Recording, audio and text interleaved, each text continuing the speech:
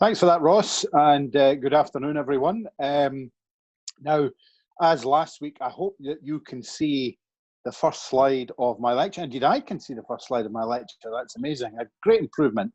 So thanks, Ross, and thanks to Bannockburn House for hosting these lectures. So the principle is the same. The 20-25 minutes of lecture, then afterward we'll have sessions. There is no limit to the time. Ross wants to wrap everything up in around an hour, so we'll be in Ross's hands. The purpose of this lecture is to discuss where exactly was Bannockburn. And for those that don't know me, drmurraycook, Stirling Council's Archaeologist. So slide 2, please. Excellent. Now, slide 2 gives you just a few points. Battle of Bannockburn, 23rd, 24th of June, 1314, the single greatest battle in Scottish history. It is not the end of the Wars of Independence, it's right in the middle. And in fact, right in the middle of the first Wars of Independence. There are 2 battles, day 1 and day 2, and there are at least 3 further engagements. Thomas Clifford and Robert Clifford and Thomas Murray at Randall Field, the Earl of Athol's midnight raid at Cambus Kenneth, where he kills Sir William of Erth, and then the Bloody Fold, which is in the grounds of Bannockburn House, and that's likely to be one of many massacres of English troops fleeing day 2 of the battle. Now, as will become clear, the battle is very tricky to pin down because it takes place over 2 days, over several square kilometres. And no, the council didn't make it up, which is something people occasionally accuse Stirling Council of. And, the council does many things, but it doesn't make up. Slide 3, please, Ross. Now, this slide, I don't really expect you to take anything in from this. It just gives you an impression of the potential complexity. I hope you can see the National Trust Bannockburn Centre.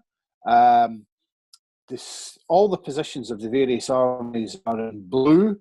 These show some of the likely engagements from Cambus Barron, potentially where Bruce was blessed ahead of the battle. It shows the castle, it shows Cambus Kenneth Abbey, and it shows the main locations of day 1, which is around the National Trust Bannockburn Centre, Balquidderock Wood, between the Red Arrows, and then the big circle for between the Pelstream and the Bannockburn.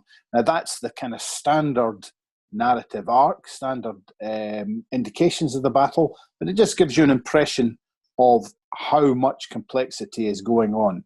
Now, slide 4, please, Ross.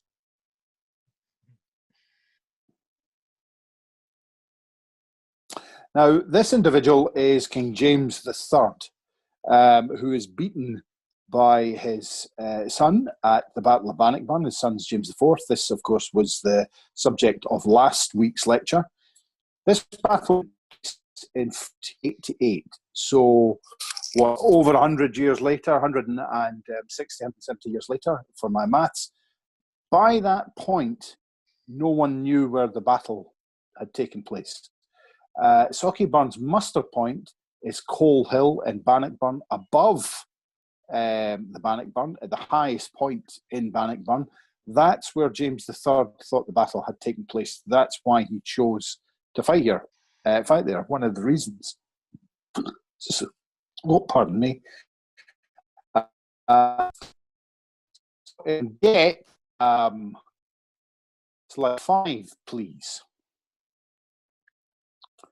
Now, this is Robert the Bruce skulking in a cave, possibly in Northern Ireland, possibly on Arran, possibly somewhere in Argyll. Now, what happens, of course, is that Bruce kills the Red Comyn under a flag of truce on holy ground. He then gets himself crowned king. He then suffers a major strategic defeat, and there is a year, year a bit in the wilderness. We know that during the course of this, he loses several of his brothers. His wife, his daughter, his sister are all captured by the English, held in cages. So Bruce has time to think. Now, this story is popularised by Walter Scott, and the story is, of course, that Bruce watches a spider trying to build a web, and if at first you don't succeed, try again, is the way the little stanza goes. Now, this is likely to be a kind of something from a dedication, a kind of medieval, post-medieval myth that Walter Scott picks up. But the key factors are thinking about the way the wars of independence had gone thus far, and we have been at war for 12, 13 years at this point. The English army is bigger and better equipped than the Scots. They won every set-piece battle to date, Dunbar, Falkirk, the two key battles. The Scots won at Stirling Bridge using the Forth and the bridge as pinch points. And a big question, how do static foot soldiers defeat us? I'm going to come back to this whole question of the foot soldiers. This is very important. The foot soldiers are, of course, the Chilterns. This is the main Scottish position. A big load of guys holding big spears. At Falkirk, Wallace ties them together and they're decimated by the English archers. Obviously, that's why I describe them as static foot soldiers. It's also important to me here, Stirling Bridge and at Bannockburn, it's the bridge, and at Dunbar, Scott foot soldiers, the Chilterns, do not touch. Right, could we have slide 6, please, Ross?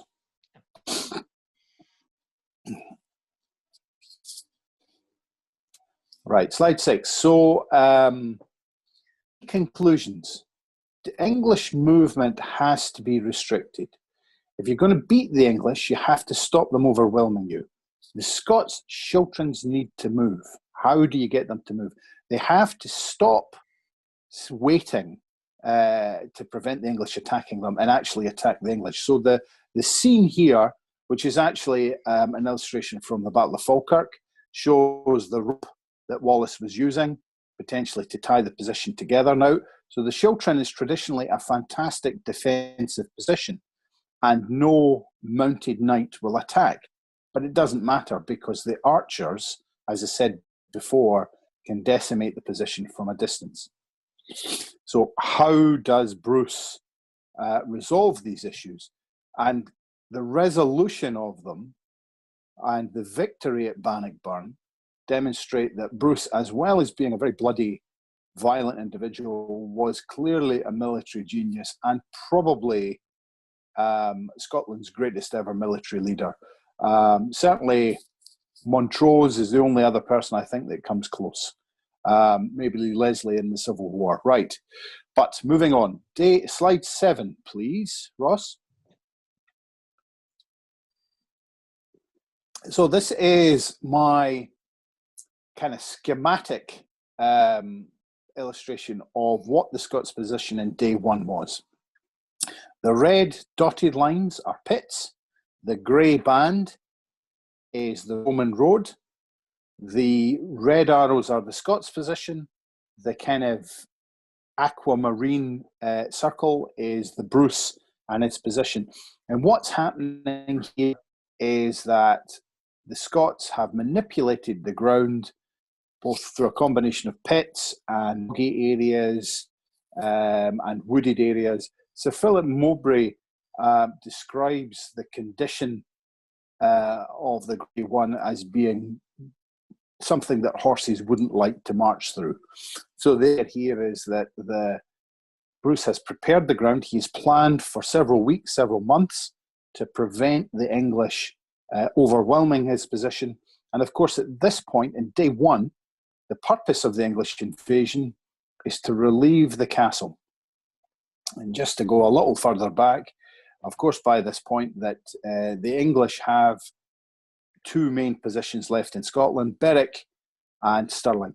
And to supply Stirling is an enormous logistical undertaking. So the more that Bruce and the Scots can sap the English position, the harder the conquest becomes, the harder to maintain their position in Scotland. So that's my position. That's what Bruce is thinking about doing on and right. Can we have slide 8, please, Ross?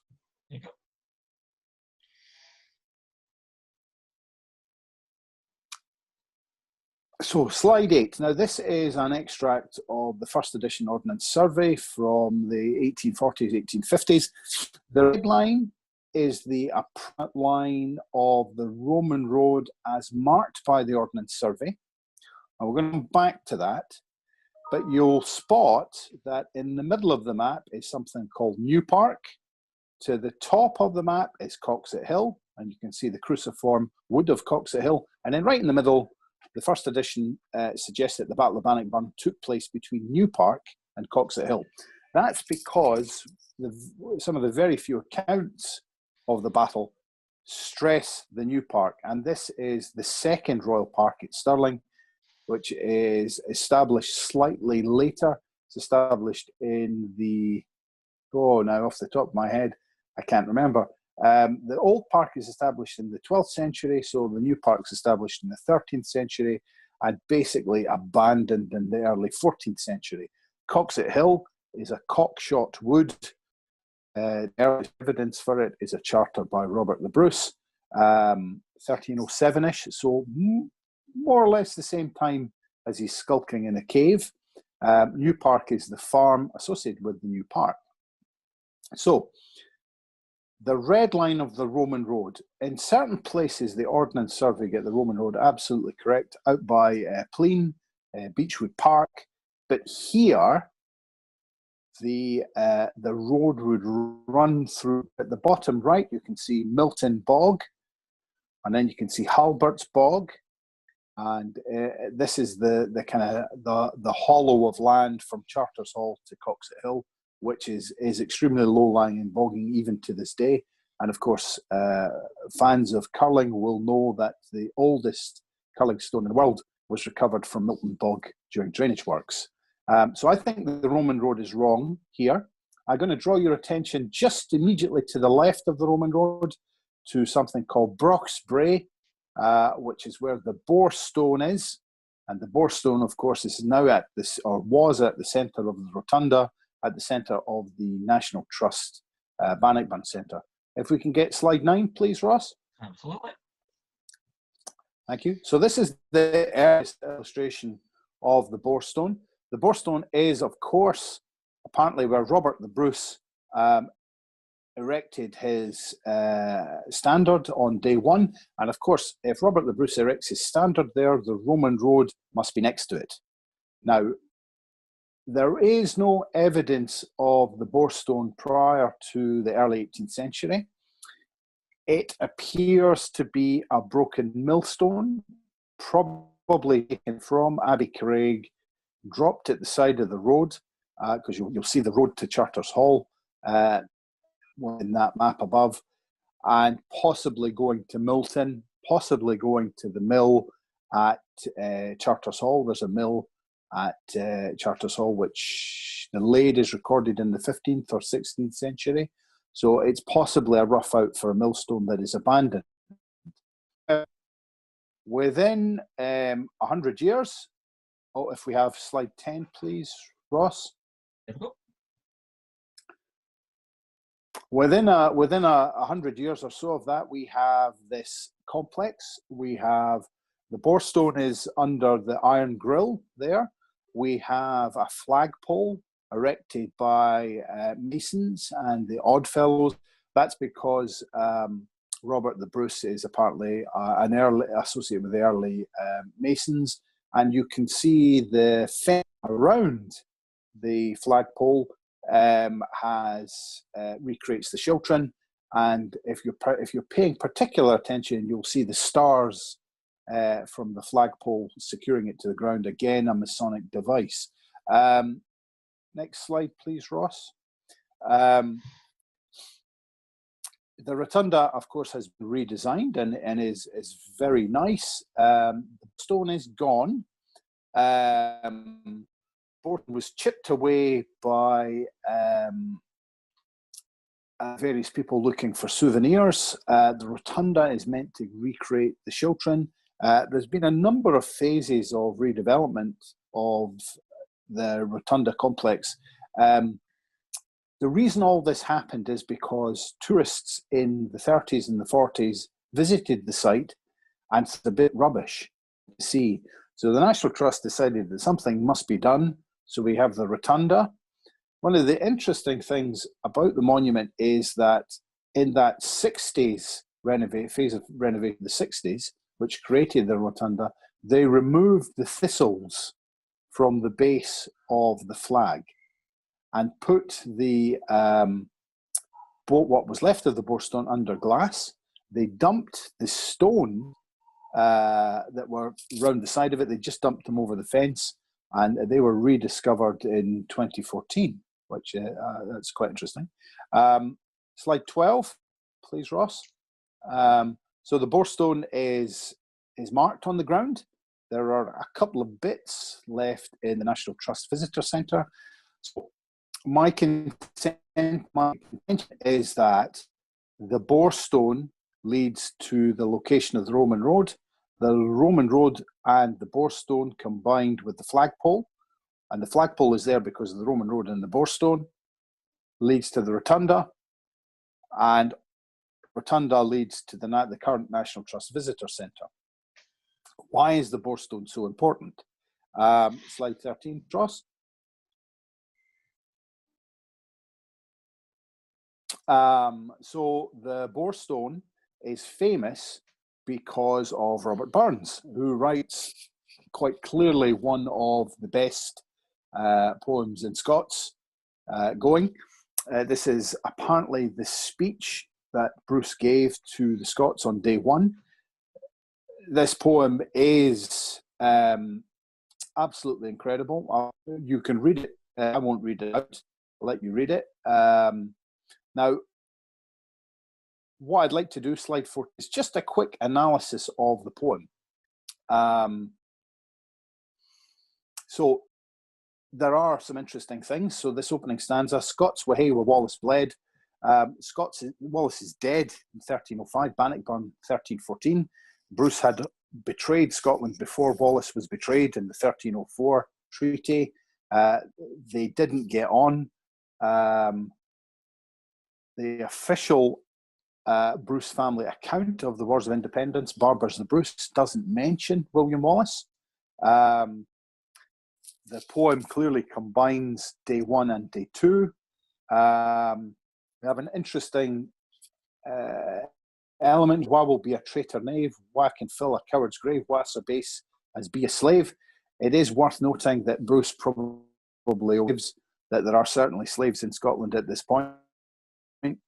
A legal case for a runaway slave prior to black Africans in the 18th century is 1364.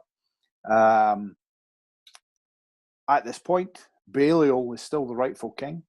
Bruce, of course, had been excommunicated for the killing of the Red Comyn.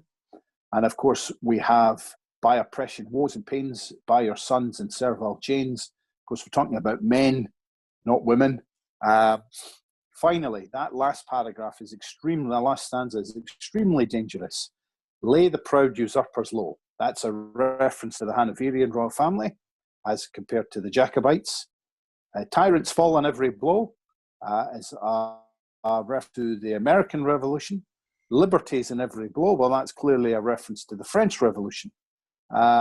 Remember, we are the 200th anniversary of the Radical Revolt, when people were executed for rebelling against the British state. The poem was not published during Burns's lifetime. It was actually published after his death, when it was safe, because it's an extremely dangerous poem. Right, quick slide. That, of course, is looking. Oops, Ross, slide 15. Yep.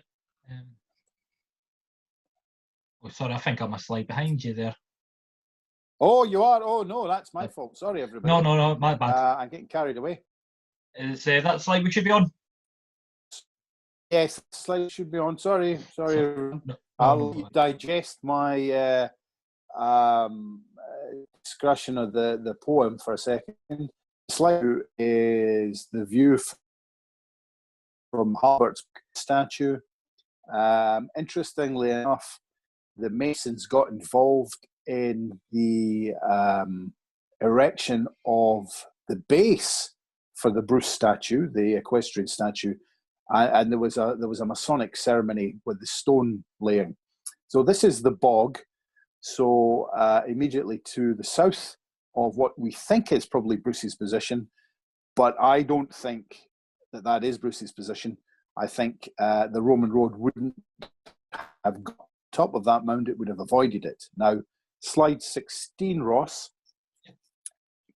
So, right.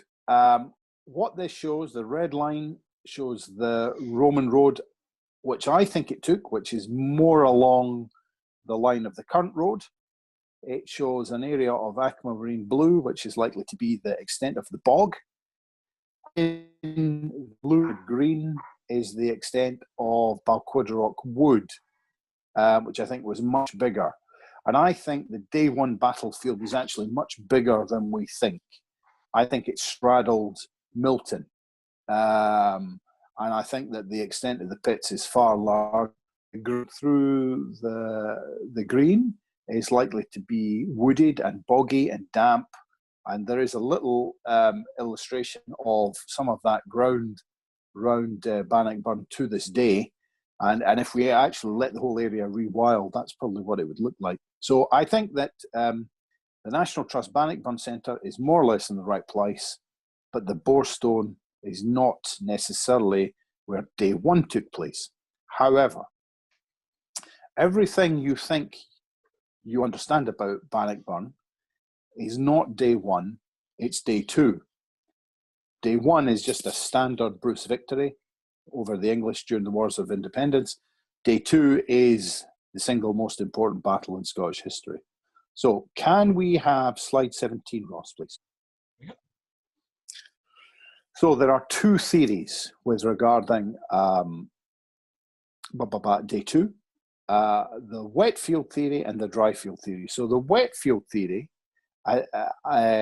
suggests that, yes, the English camped between the Pearl Stream and the Bannockburn, and these are elegantly illustrated with the blue dashed line, that the Scots in red advanced, the red arrows for the Scots, advanced through Balquidderrock Wood in green, down into the English, the blue arrows, and that the small folk came from the east, right? And I'll expand upon this later.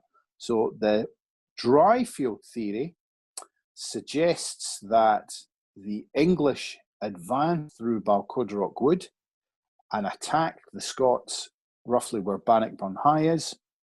And this, the advantage here is that the English have tired as they climb up the slope, but the small folk are still attacking.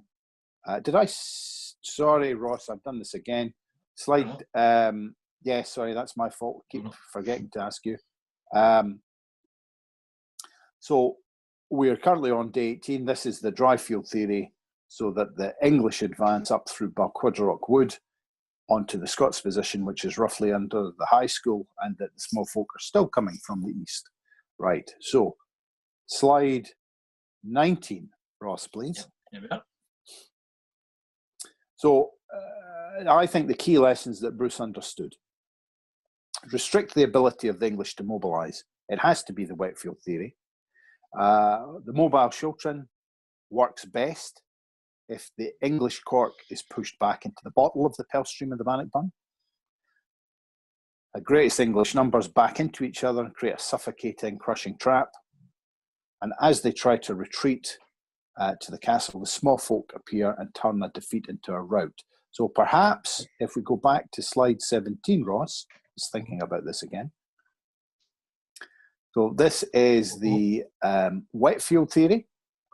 So it is well worth walking around Milton Bing to see what I think is day two. So you will see the valleys the gorges of the Pearl Stream and the Bannockburn, how there is a narrow V of land, that the Scots Schiltron, this mobile Schiltron, this is Bruce's key strategic innovation, march in towards the English position. Remember those spears, the English cannot advance, nothing can charge a Schiltron, and to the back, the Pearl Stream and the Bannockburn are restricting their movements. And gradually, as the Scots aren't charging. This is not a charge. You cannot maintain order in a charge. They're not running into battle, they're walking into battle. So if you imagine that the classic scenes during the Battle of the Somme, where the British troops are actually marching to the German position with bayonets fixed, this is exactly the same slow, deliberate movement that the Scots are doing into the English position. Schiltrons are pushing the English back. Every time the knights push back, they are hampering the movement of the English foot soldiers.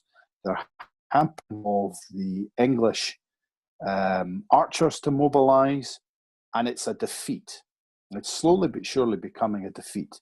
Now, remember, of course, that at this point, all the English have to do is actually march to the castle. And it's here when the small folk are probably on Coxet Hill, have seen how the battle is going, march down to take place in it. Now, if you're marching from Coxet Hill down to the Carse, you will emerge between the English troops and the castle to the immediate west of them. So thus the English think that they're in a pincer movement, a fresh body of arms, and there is a discipline and a rout. Now, it's very important to stress that the reason that Bannockburn is so significant is because it's not just a defeat for the English, it's a rout. Order completely breaks down, and individual knights and lords are captured by the Scots. Edward II is nearly captured by the Scots, and all of those individuals are held to ransom. And while they're held to ransom, the north of England to respond, to regroup, to run their affairs is hampered. Right, so Ross, if we move on to the penultimate slide, which is slide 20. This one? That's it, thanks Ross. So this is you can see that in the background, you can see the Bannockburn, it's the line of trees. You can see at the left, which is right in the middle, and when this ground is wet, you start to see the pows, which cause such trouble.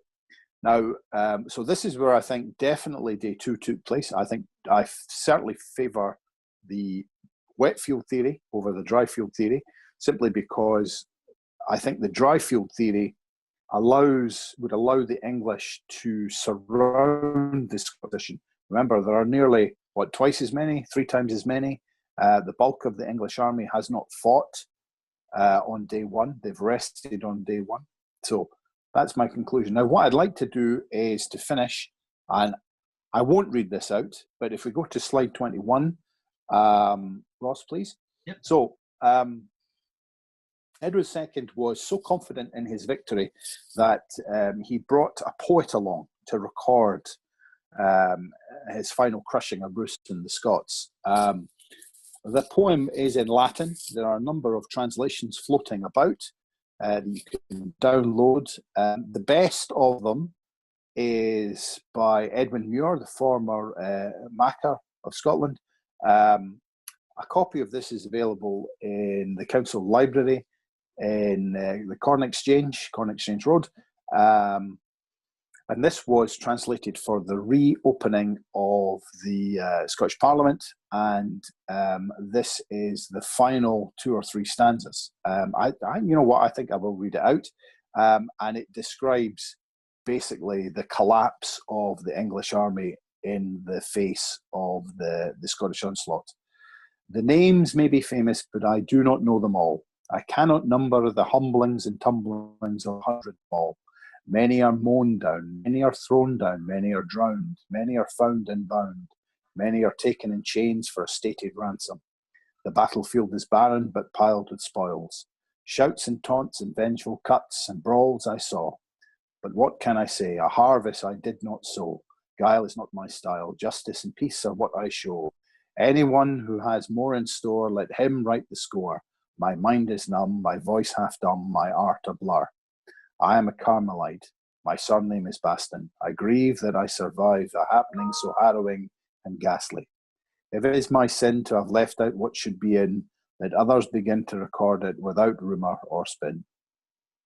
This is a very good poem, actually, and basically regrets battle, regrets the whole conflict between Scotland and England, which I think is very appropriate for the reopening of the Parliament. Anyway, thank you very much, ladies and gentlemen, and I think we're going to move to questions now, Ross. Fingers crossed. Yes, definitely, Murray. Well, that was amazing. Really enjoyed that. I'm amazed we're up at 99 people. Wow. Got a lot of interested people here. So if somebody's got a question, if they can raise their hand, and then I'll unmute you, and then I'll go there. So if anybody's got a question, just raise your hand, and I'll scroll through and unmute. Jim Crombie. Can you hear me? Yes, we can hear you, Jim. Okay, my question is this. You've given a lot of detail about the battle. You know, obviously, yes, the battle's been fought. There's been things dropped on the battlefield. I think slide 20, that area was definitely, the surveys I was involved with, was definitely part of the battlefield. There was a few things found there that I knew straight away were associated with Bannockburn. And I told Maureen Kilpatrick at the time, you know, the fact is this, there's been hardly any artefacts recovered for any of the surveys or, you know, anything. So there's a lot of work being done and very little has, you know, thrown light on, you know, to confirm the details that you've gone over, you know, to give us an actual position where the battlefield is. Clearly there's been a lot of redevelopment in that area as well, which has affected surveys and other work being carried out in that area. So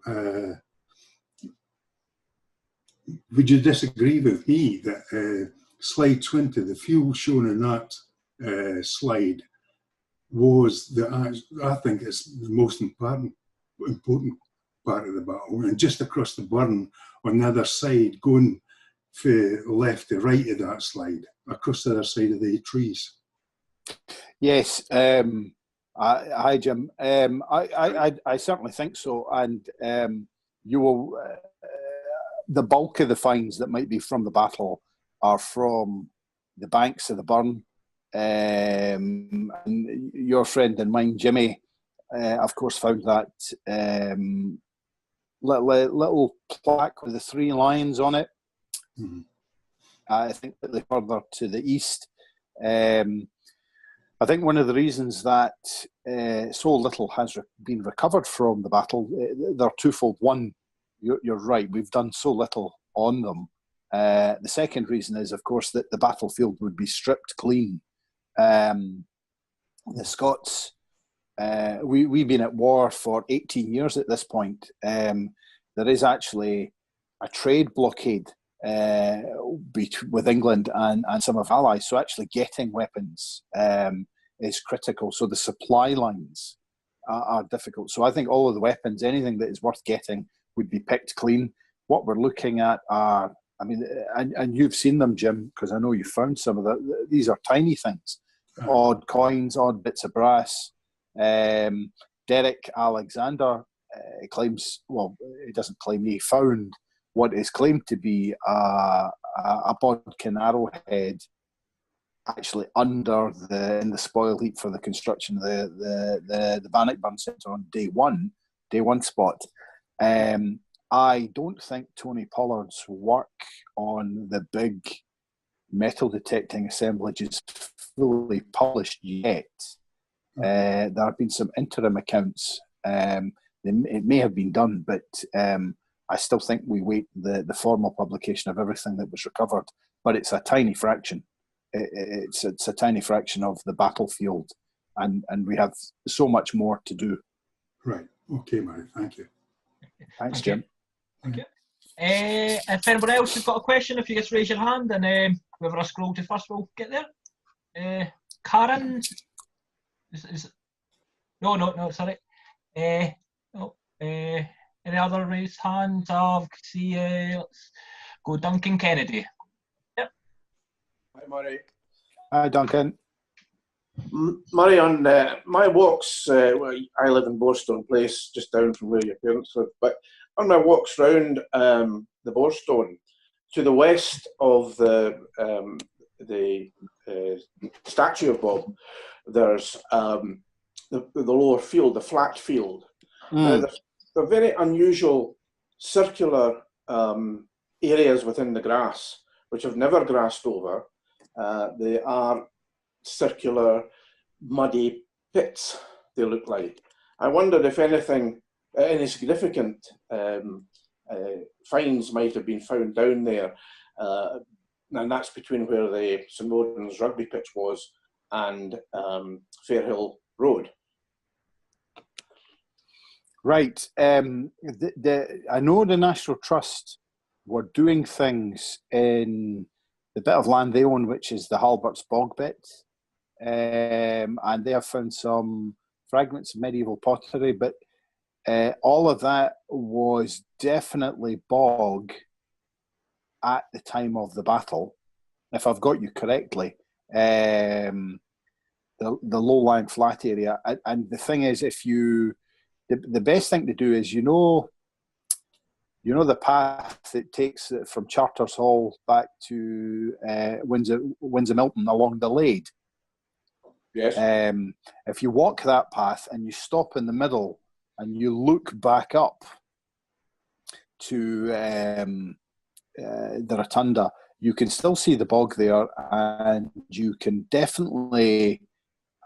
There's no reason whatsoever for the Romans to build that road there, and it gives you that impression that by the time you come to that first hump of high ground, which is directly behind the Home Bargain store, I think that's probably where the Roman road might be, if not under the modern road.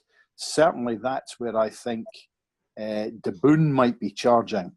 But I think the thing to remember is that my perception is that the battlefield is much bigger than the area that we've preserved and we celebrate. Yes, it's a fantastic location. It's a fantastic commemoration to, one of the most important battles in Scottish history, because the day one location celebrates the day two victory as the day one victory. So it's possible that the dead might be buried there, but if you think about what happens on the evening of day one, they move their troops back to Croftside and Catcraig, where the camp is, back across the ford. The Scots are presumably retreating back to Coxet Hill. They will, of course, pass the chapel at St Ninian's, which is definitely there. I mean, the three things that are definitely there: the castle, the chapel, and the abbey. So I think that Scots dead from the day one probably end up at St Ninian's. Dead from day one with the English side, De Boon particularly. De Boon's corpse is probably taken back, or certainly potentially carried with the army. His position was such that his corpse would be taken back. I would imagine. Certainly, there is talk of corpses being ransomed from memory. Everything, because everybody wants to have a Christian grave, so there could well be burials battlefield burials, but it's likely to be foot soldiers whose corpses weren't worth taking back, if that makes sense. I was thinking, Murray, they might, looking at your slide of the children pits. Well, that was a reconstruction from I don't know, one of these programs. Yes, but the pits, no one's found the pits yet. But it depends. I think the pits are under the housing estate, if that makes sense. Yeah, as opposed to being west of the rotunda itself. Yeah, I think the bog is to this, and I'm remembering the orientation.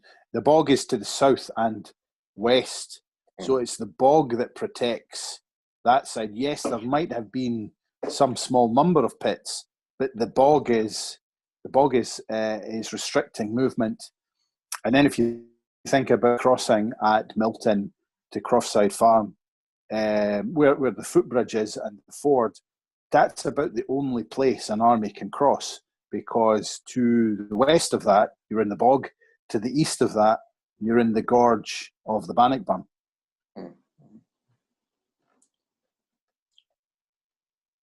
Thanks for that. Can I get a show of hands for another question then? Is that what's something come up with your name? Donald? Can you hear me? Yeah, sorry, Donald, yeah. Hi, Donald. Hi, Murray. I'm just wondering, on the night of the first day, the raid on what's termed as the Scottish baggage train at Cambus Kenneth, I'm just curious if there's any other written evidence of that, and why the Scottish baggage train was under the protection of the Abbey. It seems to have been arguably so close to where the English army was encamped, that they wouldn't. Yes. English troops wouldn't have been coming across the board there. Yes, I think Tony Pollard and Ian Banks have suggested that Cambus Kenneth Abbey is likely to be the headquarters for the siege. So Bruce's baggage train is likely to be there simply because that's the HQ for the siege work. Certainly, you have any number of parliaments are there, in particular the October 1314 Parliament, the first after the battle, which confirms the status of the disinherited. And actually, except at low tide, Cambus Kenneth is pretty defendable because of the nature of the force there. I mean, it's pretty wild. And there is an armed guard, William of Earth, and of course it is Athol, so a renegade Scot, and it's worth. I mean, this story, I cannot quite remember where else it appears. It certainly appears in the Bruce, but Barber's Bruce changes the events, changes the order of the events, doesn't mention Wallace, makes up things. So, this idea that Bruce's brother Edward agrees to a truce with Sir Philip Mowbray is made up. The reason that Barber gives for Athol's betrayal of the Bruce cause, because they're cousins, Robert the Bruce and Athol, David Athol are cousins, is that apparently Edward was betrothed to Athol's sister, got her pregnant, and then abandoned her. Again, that seems to be made up. And ultimately, what you're looking at with Athol is exactly what you're looking at with the Commons, exactly what you're looking at with the Balliol position, with the hardship of Buchan, with the Souls Revolt, with the Second Wars of Independence. You're just looking at resistance and opposition to Bruce. Bruce isn't uniformly liked. He isn't uniformly supported. He, let's be clear, he's a usurper. He was excommunicated. He's there because he wins. And as soon as he stops winning, he'll be dropped like a hot potato, exactly the same way that Wallace was. Remember the 1304 treaty that the Red Comyn, so the Red Comyn is who is the Comyn that Bruce kills, betrays Wallace. What Edward I demands that Wallace and a couple of others are specifically excluded from the 1304 treaty. And Comyn, in that kind of final siege, starts to call himself the King of Scotland. 1304 is, of course, when the Warwolf is savaging Stirling Castle under the direction of Edward I. Interestingly enough, Bruce meets Bishop Lamberton at Cambus Kenneth, and you have the Cambus Kenneth bond, where they agree to keep thinking about kind of resistance to England. And Lamberton says, "Don't do anything rash," and Bruce agrees to pay some thousands of pounds in kind of penalty if he acts without Lamberton's say so. So Cambus Kenneth is a very, very important place.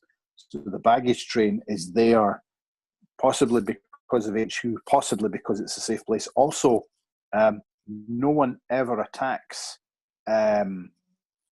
No one's supposed to attack a church because it's sinful. And so, just in much the same way as on the 25th of June, when Philip Mowbray surrenders Stirling Castle to Bruce, Bruce destroys the castle, with the exception of the chapel. That's the chapel that Alexander I founded around 1110. It's still there. The footings of it are still there between the King's Old buildings and the palace.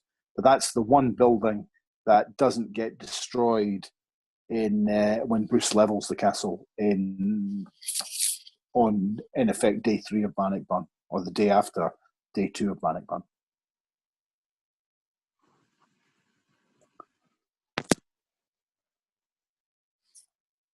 Oh, Ross, you're on mute.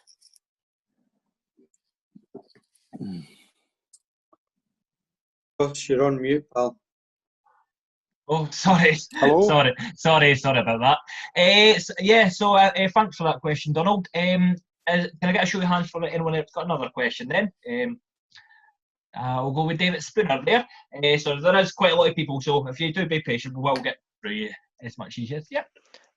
I have read, and I just can't remember where, that as well as building the holes with the posts in them against the cavalry, there were also calthrops that would have been made in St Ninians or Cambus Barron. But do you know anything more about them? Right. Well, there are probably calthrops are used, but the references to calthrops being made at St Ninians might be to do with 18th and 19th century fakes that were made and sold for tourists. There is since and is the heart of a kind of a thorough and full nail manufacturing industry in the 17th and 18th centuries, and there is a lot of metal work. So fake calthrops are made, and fake calthrops were sold to tourists through the 19th century. I should have said that one of the reasons, which I completely forgot, one of the reasons that the battlefield becomes popular in the early 19th century is to do with the interest in the Napoleonic battles, which become tourist attractions very, very quickly afterwards. So there is a kind of an attraction in battlefields that Britain is involved in, and Bannockburn benefits from that. And then, of course, it has a slight rivalry with what's going on with the Wallace Monument. And the caltrops that get referenced, or most of the references to caltrops around Bannockburn, are to do with fakes, if that makes sense. But caltrops would be used. Thank you for that, David. Show of hands for the next question then, please. And on that, questions here. Is that C. Puckering? Yes. Is that? Yes. Hi, it's Crawford Logan here, Murray. Thank you very much. We live on. Hi, Crawford.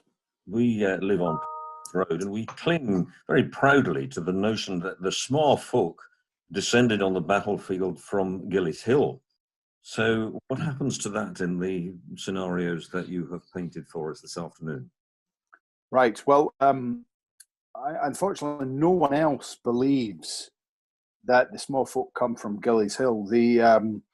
So obviously Gilly is Gaelic for sprint, and that might be to do with the small folk. It might simply to do with the common grazing that was previously occupied in on Gillies Hill. The Walter Scott let me think about this, the Lord of the Isles, which is his second long narrative blockbusting poet. The first one is The Lady of the Lake. The second one is as I said, The Lord of the Isles. And the Lord of the Isles, the heroine, the love interest, stands on Gillies Hill and watches the battle. If you go back to Barber's Bruce, he talks about the small folk being in the new park, and very clearly the Gillies Hill is not part of the new park. Now, Cockpit Hill is the main feature of the main surviving feature of the new park. So it is a cruciform wood. The idea being that nets are held up against the trees and beaters drive game birds into the nets and then they're captured. So Coxet Hill, which is now the Culton Hove estate, would have provided cover for the small folk being there. So there's game there, there's wood to burn, and the boundary of the new park, which is still upstanding if you know where to look, could well have provided a last-ditch defence. A last-ditch defence for someone attacking the Scots camp at the end of day one. So there is some suggestion, perhaps, if we want to be fair to Gillies Hill and Cambusbarn, that people may have met at Gillies Hill before moving to Coxet Hill, but it's well worth standing at the rotunda and looking to Coxet Hill. And the most direct route from Gillies Hill to the Borestone, or that approximate location, is across Halbert's Bog, whereas it is a 10-minute walk from Coxet Hill to the Borestone position. So generally the perception is it's Coxet Hill rather than Gillies Hill. And again, we blame Walter Scott for the fame of Gillies Hill simply because he's attracted to the name, if that makes sense. Good, thank you. We'll stick to Sir Walter up here. Thank you. Absolutely fine. Thank you very much for that. Show your hands for the next question then, please. Next screen. Any hands here? Oh, any hands up here? Oh. I'll just do one quick last scan. I think we're quite close there then. If I can't, oh sorry, see you there again. And there you go. Murray, there was some discussion in the chat about the Bloody Folds. I wonder if you could tell us a bit about where the Bloody Folds actually was in relation to the Bannockburn House estate as it stands, and whether part of it was across the other side of what's now the motorway. Well, so the Bloody Folds is marked on, it appears in the first edition Ordnance Survey as a lump. It is marked in Historic Environment Scotland's Battlefield Inventory. You can get a modern definition of this. So it's an area of boggy ground between humps and bumps. It features in Victorian postcards. The bit that is, and I cannot remember precisely what Historic Scotland mark, the Ordnance Survey has it marked the way from Bannockburn House. If we're talking about it, it isn't defined on the first edition, and if we're talking, as far as I can tell from I think the brave of the boat straddles the moorway and actually runs Bannockburn's gym, I think. Thank you. Wee question for myself, Murray. I really love this whole romantic idea that after Jack Mollay's soldiers, the Templar soldiers in France, coming over and jumping onto the battlefields in 1314. But is that just completely romanticised? Is there any fact to that? Well, I think that there are definitely people getting involved. The trouble is the kind of there are definitely Bruce is becoming a personality that people would attract and fight alongside with. So he has a good cause, and people will rally to it. So you just be very careful to unpick exactly the later interpolations and the kind of the actual stuff at the core. The best accounts of are by Chris Brown and Michael Penman, and Michael Penman has it's relatively recent, 5-6 years old, a new biography of Bruce, which deals extensively with what's going on. So there is a lot of modern scholarship that's very, very good, and even Barber's Bruce you have to treat with caution. It's a source, it's good fun, but it's not accurate. Using Barber's Bruce, it's sort of using Blind Harry's Wallace, and even something like Robert Baston. There's a handful of lines in Robert Baston about the ransoming piles of loot, the Bannockburn being bulked up, that are interesting. But I really encourage anyone that wants to focus on the battle to start with the best of modern scholarship. So anything by Michael Penman, anything by Fiona Watson, anything by Chris Brown, and of course GWS Barrows. Can't quite remember who started all this off, kind of serious scholarship. Community of the Realm is the name of the book, and I think by university-based scholars is going to be good. Is the best starting point. Excellent, Murray. Excellent. Can I get a show of hands then for another question? Can't see any on this screen. I think we are out there. Any? Oh, I've got Sheena. Okay. Hi, Sheena. Hi. Yeah, my dad until very recently lived in Burstone Place or Burstone Bray, and he moved there in the 60s when the old, before the rotunda was built, and he said that there was a borestone there at that time. But according to him, as I said in the comments, according to him was that there was Duncan Ogilvie who actually was doing some of the building work for the rotunda, took the borestone away into his garage, and according to my dad, who made it a sort of funny story, he said it just kind of vanished at that point. They just threw it out, not knowing what it was. But I've always really wondered, if this was such a precious artifact, how could it have been so carelessly thrown away? Or is it possible that borestone that was there in the 60s wasn't actually the real thing anyway? It was maybe just You know, was it just a fake thing anyway, or you know, what actually happened? I'd just like to know a bit more about that. Okay. Well, the National Trust themselves don't know, and there are a number of I hadn't heard that one before, but certainly someone suggested that the stones had been removed and built into the cairn.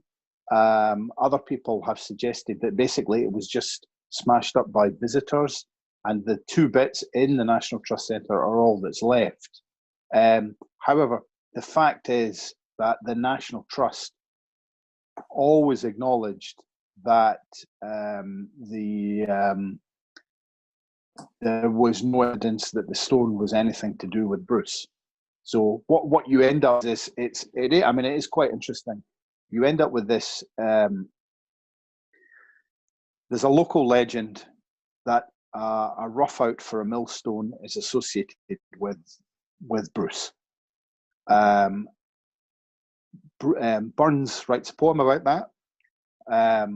Then early 19th century, you get increased interest in the Scottish British battlefields. So people add things to it. So what you end up with is basically the borestone, the rotunda, is all made up and all acts as a commemoration and is all a place of remembrance and is all a war memorial. But the link to Bruce is the location, because it is the highest point. That is the highest point. There's probably no question at all that Bruce stood there, that Bruce watched the army coming, that he surveyed the location, that he understood the strategic importance of the bog, but the millstone wouldn't have been there when Bruce was there, and the fighting on day one is likely to be closer to the road, if not the road in the housing estate and the King Robert Hotel, for example. So whatever it was that was there in the 60s was just not real anyway, or? Well, it's likely to be a 17th century millstone. Okay, but not related to Bruce. No one ever thought that. I mean, possibly Burns did, but what you end up is people going to see it and chipping it off, and you end up with the borestone vanishes, and you end up with the rotunda, the flagpole, the commemoration, the Guardian's hut, a place to buy postcards, and all of that. But if you thought about it,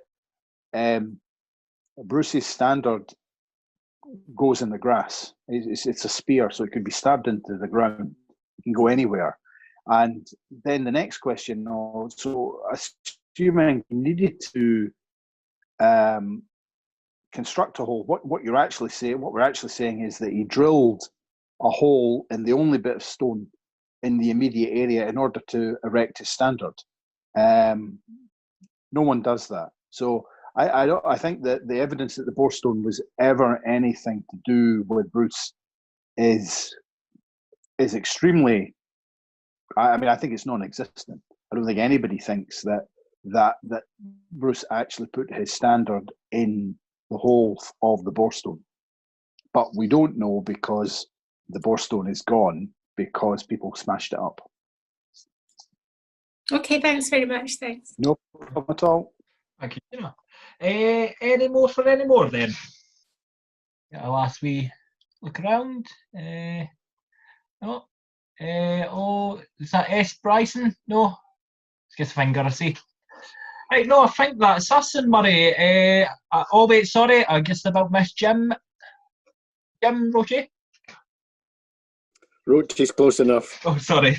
Hi, Jim. That was great. Thanks very much.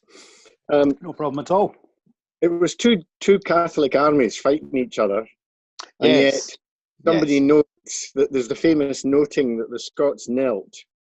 And my theory is that the Monymusk reliquary with Columba's remains was carried in front of the Scots army, and they knelt in reverence to that. And so what the English would have seen was a Mexican wave of kneeling. as the reliquary Yes. on the front. What do you think of that as a theory? I think there are, I mean, the account of the praying comes from Barber's Bruce. Certainly the reliquary is, and for those that don't know it, you can Google it, but it's a Pictish, or it's certainly an early medieval reliquary. It's brilliant. It's in the NMS. It ended up in Aberdeenshire, and it's supposed to have contained Columbus relics. One of the interesting things is that most of the important relics were actually seized by Edward I in 1296, and there is a second wave of seizure following Bruce's coronation at Scone, which is all sorts of things. There's a whole there's actually chapters you can write about that. So there aren't many relics in at this point, simply because Edward has them, and Edward views them as very, very important. Many people will remember that two Welsh friars were executed on Edward I's orders because they were promulgating a legend that Bruce was the new Arthur come to change English out.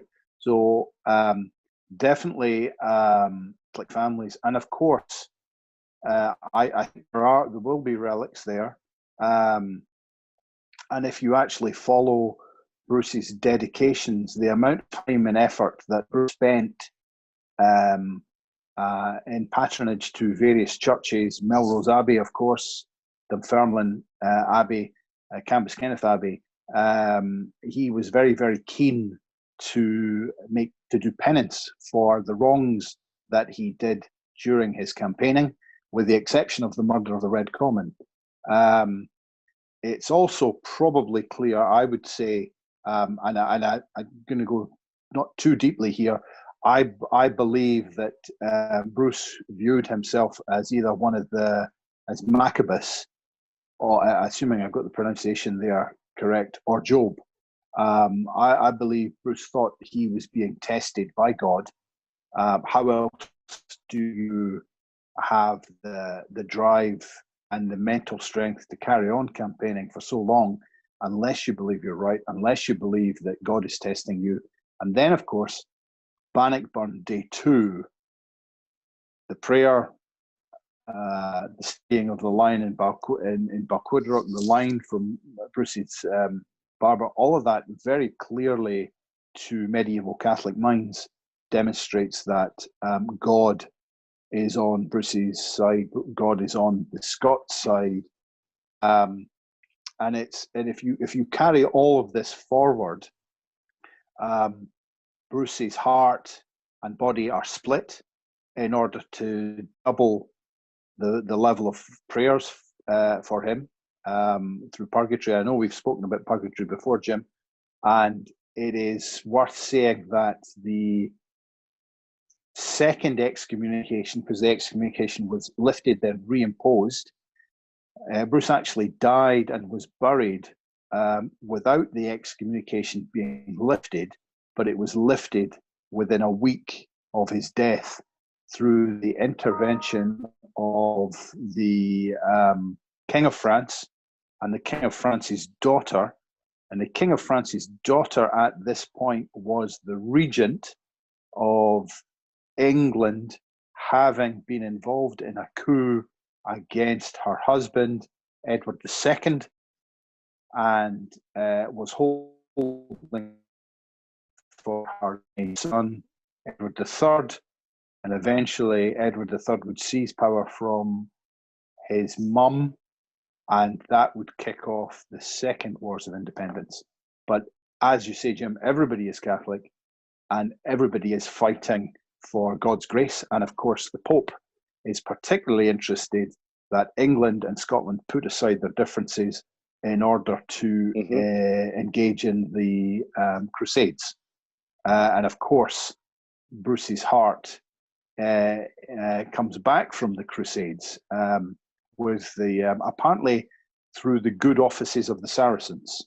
The Saracens actually return Bruce's heart. because it's, you know, and if you're familiar with your tranter, his heart is cast at the Saracens at the end and then recovered. And goodness me, I was reading about the guy that recovered the heart and brought it back to Scotland, but I cannot remember his name off the top of my head. So there you go. A very long-winded answer, Jim. I don't know I if you agree can, with you. Can you see my picture? No, I'm not very good at this. I'm worried if I swipe. Oh, there you are. Yes, I see you now. Oh, there you go. That's it. Is that not the Maccabees? Yes. So the Maccabees. Maccabees. For those that don't know, yes. Yeah. But that's in my Bible. Yes, for those. I was going to say, for those that don't know who the Maccabees are, they were a 1st and 2nd century BC Jewish royal family who were defending the Jewish faith against raiders from. Is it the Roman? It's not the Romans at that point, Jim, is it? It must be Syrians. It's against the Macedonians and the Greeks. The Macedonians, sorry, yes. So. And it's worth, Edward I also viewed himself as a modern Maccabeus too, or a modern member of the Maccabeans. Yeah. So they did things like taking pigs into the temple in Jerusalem and sacrificing them. And the Maccabees just led a big revolt against it. And so you could see why a Scots king would think he was in that same tradition. Admittedly, though, Edward I also thought of himself in that light, and I think there are some paintings that portray Edward literally as Judah Maccabeus. All right, but I can't remember. I think you would need to look at if you. I think there's references to that in Michael Penman's biography of Bruce, which goes into the detail a lot more. But certainly, if it's not Maccabeus, it's Job. And I think the story of the spider in the cave, I think, is a retelling of a kind of Jobian testing. If Jobian is a word, it is now.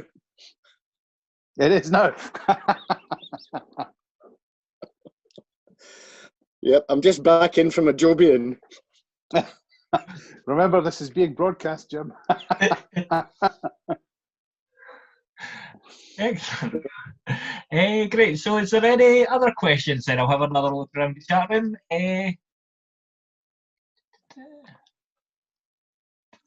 No. I think any. No, none there. I think that's us. Oh, excellent. Yeah, I think that's been fantastic. So, oh wait, sorry, I've got Donald. Sorry, I'm mute. No, I'm just giving a clap. Oh, well, thanks, Donald, for organising that. Oh, right. Let's actually try this, because I've never actually heard a round of applause since the whole lockdown. Well, every Thursday, of course. But I'm going to unmute everybody.